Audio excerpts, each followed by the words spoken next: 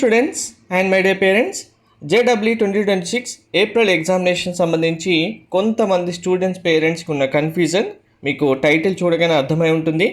Advanced examination ప్రిపరేషన్లో ఉన్నారు బాబు పాప.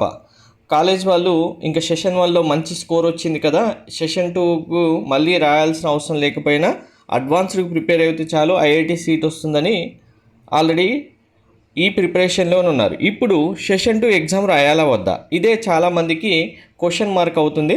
సో మీకు సింపుల్గా చెప్తాను ఏంటంటే, సెషన్ 1 ఎగ్జామినేషన్ అనేది అసలు ఎంత స్కోర్ వస్తుంది అని తెలియకుండా స్టూడెంటు ఒక ప్రెషర్లో వెళ్ళి ఎగ్జామ్ రాశారు, టెన్షన్లో రాశారు కాబట్టి మంచి మార్క్స్ తెచ్చుకున్నారు. అలాంటప్పుడు తెచ్చుకున్నప్పుడు ఇప్పుడు సెషన్ 2 ఎగ్జామినేషన్ అనేది ఏ ప్రెషర్ లేకుండా టెన్షన్ లేకుండా ఎగ్జామ్ రాయడం వల్ల మీకు అడ్వాన్స్డ్ ఎగ్జామినేషన్కి చాలా అడ్వాంటేజ్ ఉంటుంది. ఎందుకంటే కరెక్ట్గా అసలు సెషన్ 2లో ఇప్పుడు రాసిన ఎగ్జామ్ ఎక్స్పీరియన్స్ అనేది ఫ్రీ మైండ్గా రాస్తారు కాబట్టి ఎంతవరకు చదివిన చాప్టర్స్ ఎంత పర్ఫెక్ట్గా నేర్చుకున్నారనేది అర్థమవుతుంది.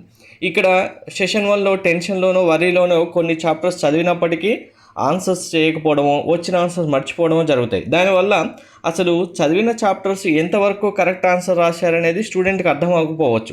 99.89% వచ్చినా 0.1% మిస్ అయింది ఎక్కడ అనేది తెలియదు.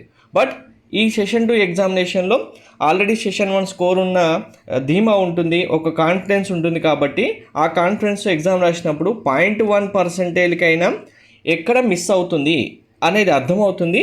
ఆ మిస్ అయితే ఏదైతే డ్రాబ్యాక్ ఉంటుందో ఎగ్జామ్ హాల్లో కానీ ప్రిపరేషన్లో కానీ ఏ కాన్సెప్ట్స్ చాప్టర్స్ మిస్ అవుతున్నాయి అనేది అర్థమవుతుంది. కాబట్టి ఈజీగా అడ్వాన్స్డ్ ఎగ్జామినేషన్కి ఈ ఎక్స్పీరియన్స్ పనికొస్తుంది. కాబట్టి ప్రతి ఒక్కరూ ఒకరోజు వేస్ట్ అవుతుందనో మళ్ళీ సెషన్ 1లో స్కోర్ ఉంది సెషన్ 2 స్కోర్తో ఏం చేస్తామనో అని థింక్ చేయకుండా కంపల్సరీగా పేపర్ 2 సెషన్ 2 ఎగ్జామినేషన్ రాపించండి. Thank you.